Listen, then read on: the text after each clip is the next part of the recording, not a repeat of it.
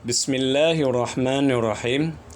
Wa faraiduhu arba'atu asya'a. Fardu tayamum ada 4. Yang pertama an-niyatu. Yang pertama adalah niat. Niat pada tayamum sama halnya dengan niat dalam wudu, yaitu ketika kita membasuh atau mengusap muka. Jadi pada tayamum ini untuk salat fardu bisa digunakan hanya untuk satu kali. Kemudian untuk salat sunat itu sekali tayamum bisa digunakan berulang kali.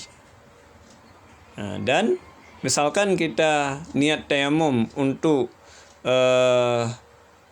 membaca Al-Quran misalkan, maka tayamum tersebut tidak bisa digunakan untuk salat fardu. Begitu juga kalau niat tayamumnya untuk salat sunat, maka tayamum tersebut tidak bisa digunakan untuk salat fardu. Akan tetapi kalau kita niat untuk salat fardu, maka tayamum tersebut boleh digunakan untuk salat sunat. Misalkan umum seperti ini kita lafaznya, nawaitu tayammuma li istibahati sholati. Ini enggak kita sebut salat fardu, enggak kita sebut salat sunat, maka ini boleh digunakan untuk baca Al-Quran, untuk memegang Al-Quran, kemudian boleh untuk salat fardu dan boleh juga untuk salat sunat.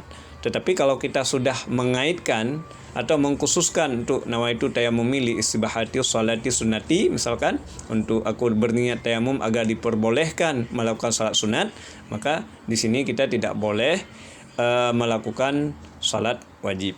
Kemudian yang kedua wa mashul wajhi, yaitu mengusap wajah.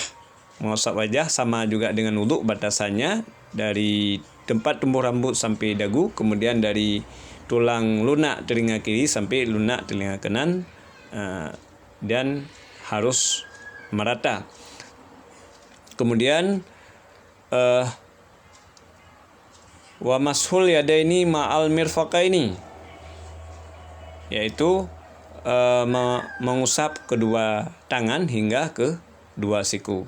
Dan yang terakhir adalah tertib. Tertib itu urutan dari muka, setelah muka baru tangan.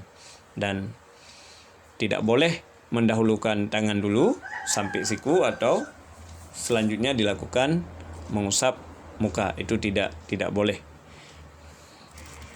Dalam hal ini tayamum ada sedikit yang perlu kita perlu kita perhatikan. Kalau dalam wudu kita bisa pakai cincin ya. Tapi kalau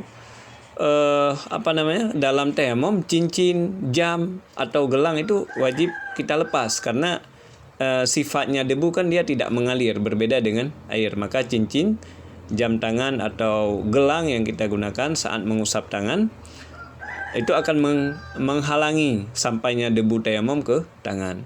Adapun saat mengusap muka, cincin dan jam tangan tidak harus dilepas karena yang diusap muka. Tetapi ketika mengusap tangan hingga siku, itu dipastikan tidak ada benda, walaupun benda tersebut longgar, misalkan seperti cincin, itu wajib hukumnya kita lepas.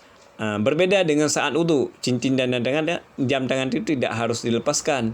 Karena air itu kan dia bisa sampai ke kulit jika berada di bali atau di bawah cincin atau di bawah jam tangan. Karena sifat air tersebut adalah mengalir. Kemudian sama seperti air, debu juga memiliki sifat musta'mal. Jadi debu yang tidak dapat digunakan lagi untuk bertayamum apabila sudah digunakan untuk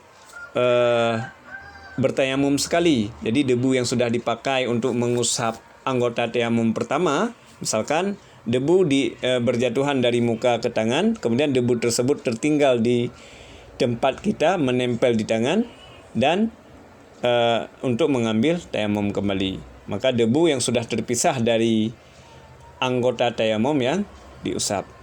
Maka ini perlu diperhatikan bahwa debu juga ada sifat tayamum yang ada dalam debu. Wallahu a'lam.